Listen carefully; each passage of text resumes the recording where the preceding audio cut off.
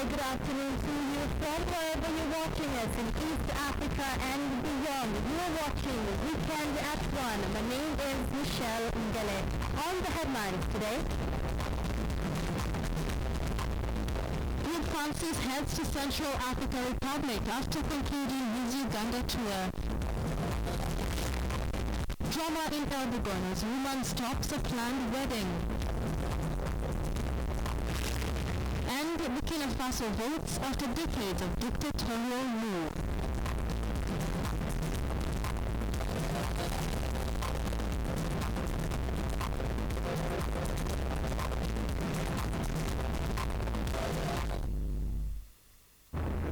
Welcome to the program. 9 people were this morning killed when a matatu they were traveling in was swept away by raging waters in Nyakibai, Gatuli North, Kiambu County. The 9 were believed to be from the same family drowned, while 7 survivors were taken to the local health center, treated and discharged. The van had 16 passengers at the time of the accident. Traffic Commandant Jacinta Killian said the victims of the Magari ceremony in Nyamuvulu and were headed for Kandara in Rana County when the accident happened. Killian says the accident happened at about 1 a.m. Police suspect the driver was tired at the time of the accident because he had driven for long and it was raining heavily. Pope Francis has bid Uganda farewell. His plane departed for the Central African Republic on Sunday, bringing to a close his Uganda leg of his 3-nation African tour. Huge crowds of Ugandans greeted Pope Francis as he honored Christians martyred for their faith on the second leg of his first trip to Africa, which he dubbed the continent of hope. The 78-year-old pontiff received a rapturous welcome as he visited a martyr's shrine at Namugongo, just outside the capital Kampala, I beg your pardon, to honor more than 40 Christians who were executed in the 19th century for refusing to recant their faith. Pope Francis had a big heart for the youth, also urged them to use their faith to confront life's difficulties and turn negative experiences into strength.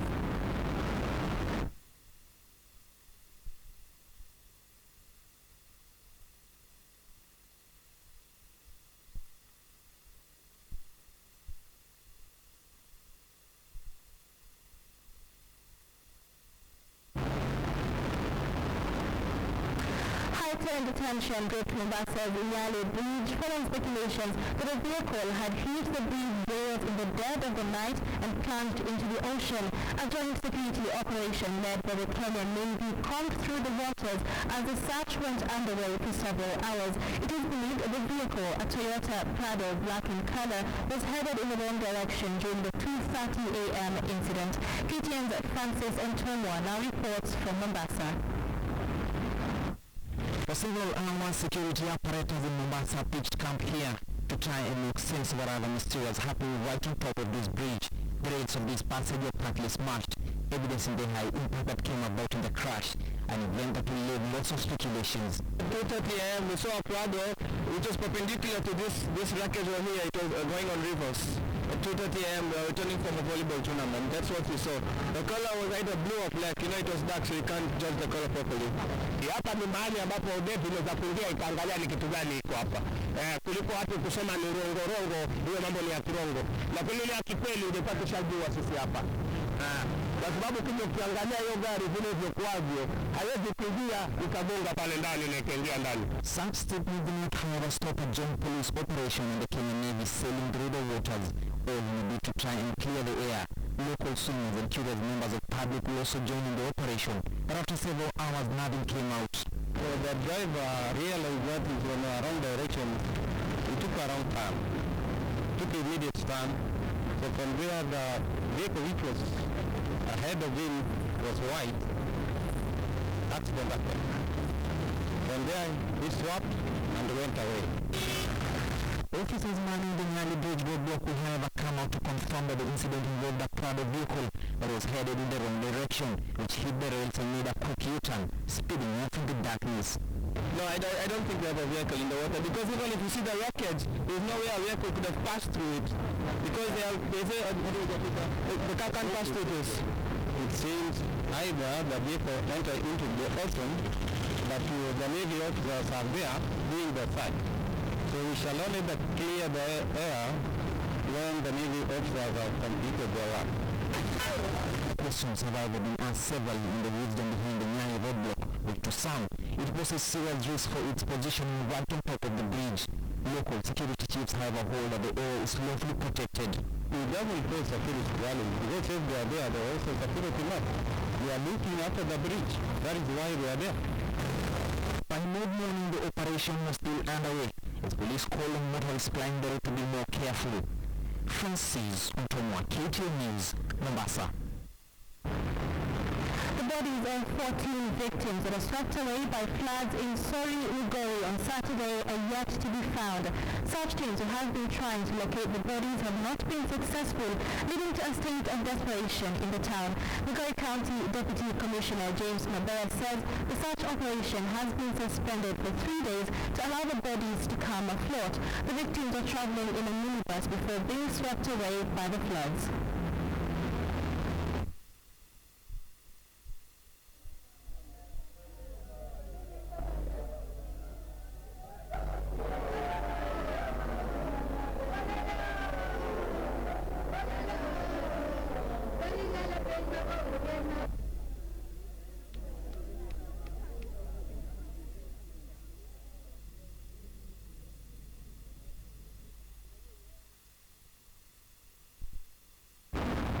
Now, what was meant to be the happiest day for a couple in Elbegon turned out disastrous when the wedding dramatically came to a halt.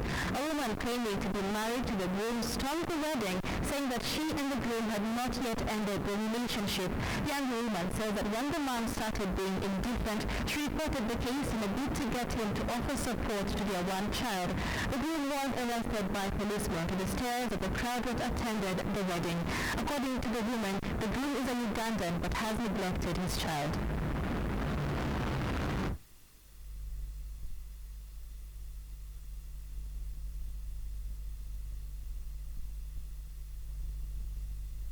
Nafikiria tutakula keki kwa hii harusi yetu yenyewe. Tumesikia vibaya sana.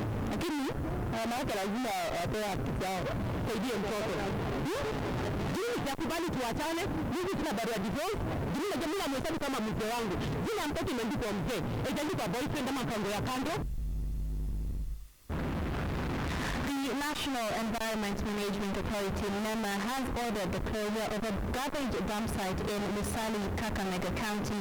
NEMA says the garbage, which is a waste product from sugar production in the nearby West Sugar Company, has caused massive pollution in the neighboring ecosystems.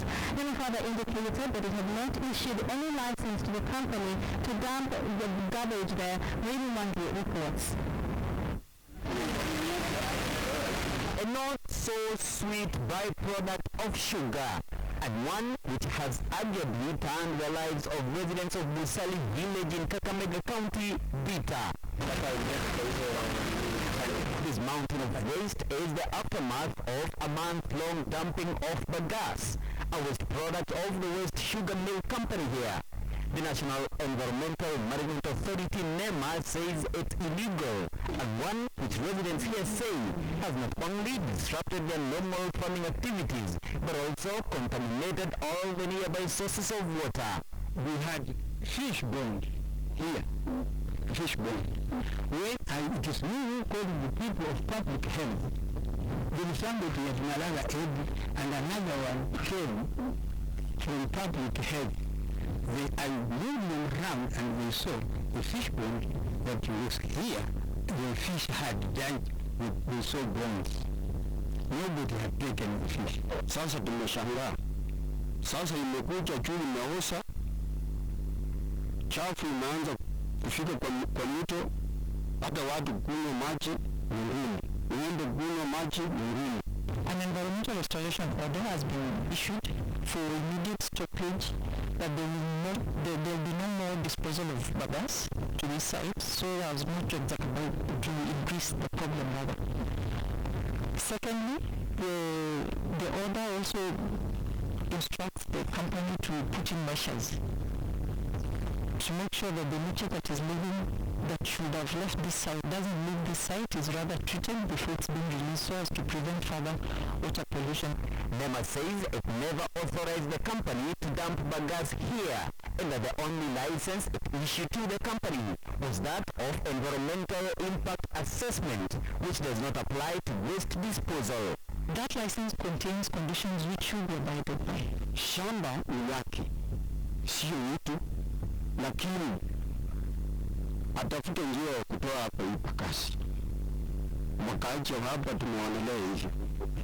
It's our wish that they look into ways of fully utilizing the bagasse, because it has been done elsewhere for production of energy, for briquetting, for production of cardboards, ceiling boards and things like that.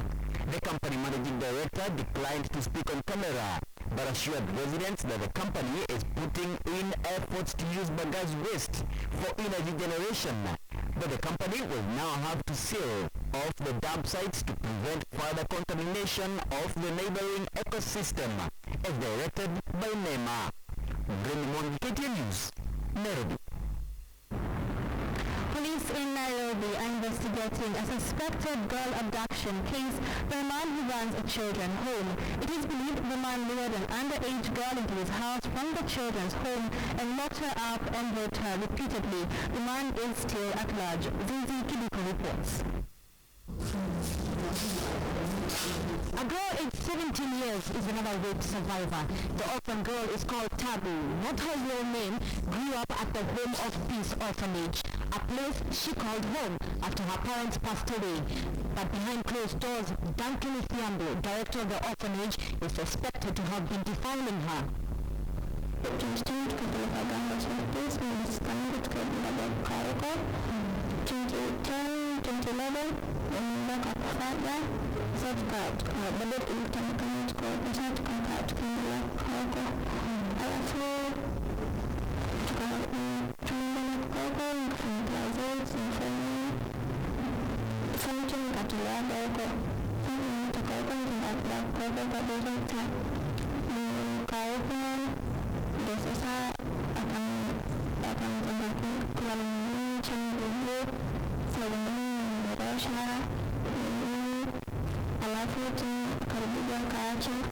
When she clocked 17 years of age, Duncan encouraged her to move in with her, saying she was old enough and no longer needed to stay with the rest of the children. The children's home is not a accredited children's home.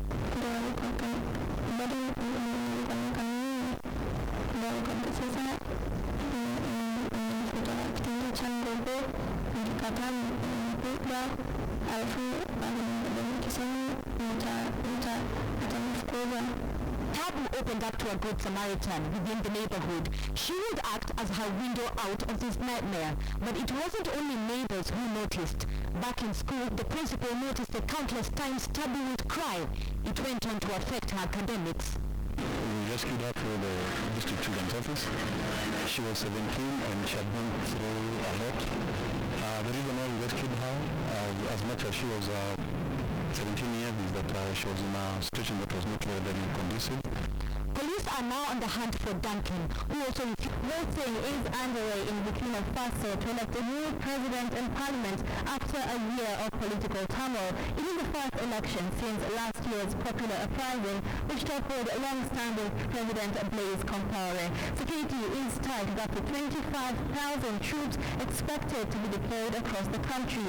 The vote was due to be held last month, but was delayed by a failed coup in September, led by members of the elite presidential guard.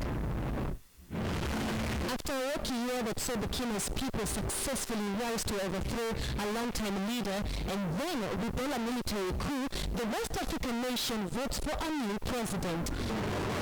Around 25,000 security forces have been deployed in the country ahead of the presidential election on Sunday.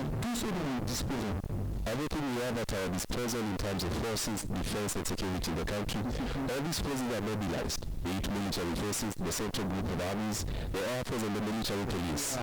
The force militaire. The delayed election, originally scheduled for October, has a total of 14 candidates running for president.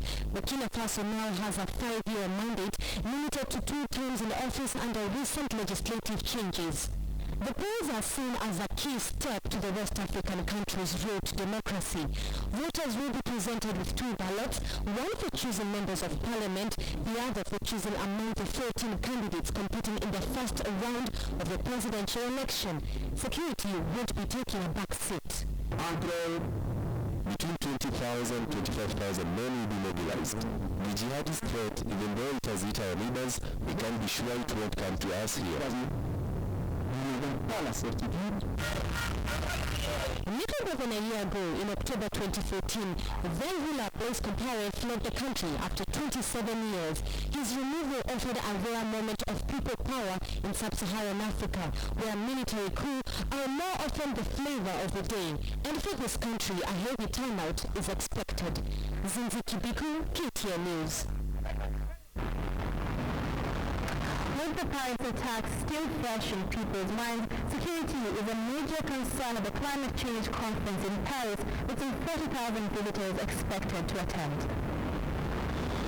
Pressure is on at the Paris police headquarters, one of the key security control sites for the COP21, and where any sign of disturbance will be monitored on these screens. Yes, and the staffing in the control room will be reinforced, even though it won't be the only control room monitoring the COP. A remote center will be set up at Le Bourget to manage public order and traffic. All eyes will be on Le Bourget on Monday, the venue just outside Paris, where nearly 150 heads of states and governments will kick off the climate talks. In the wake of the deadliest attacks the city has ever seen, security has been tightened. UN guards will be stationed inside the venue, backed by 2,800 security forces around the site. Another 6,000 officers will also be on Paris' streets the first couple of days, in addition to multiple road closures and border checks already in place. It's likely to be a commuter's nightmare, prompting the mayor of Bourget to give residents one piece of advice. Sometimes when transport workers are on strike, people have to take the day off. I think that for those who can, taking Monday off will be the best solution. Security may be on organizers' minds, but not everyone feels so concerned. I'm not worried about the inconvenience when going to work. Besides that, I have zero concerns about COP21. They always target smaller areas, as they wanted to attack a head of state. I think they would have done so already, so I don't see why we should be scared. With the country on high alert, the government has also banned major demonstrations. But with some 40,000 visitors expected to attend, some fear security concerns will overshadow the crucial summit and the groundbreaking deal it could yield.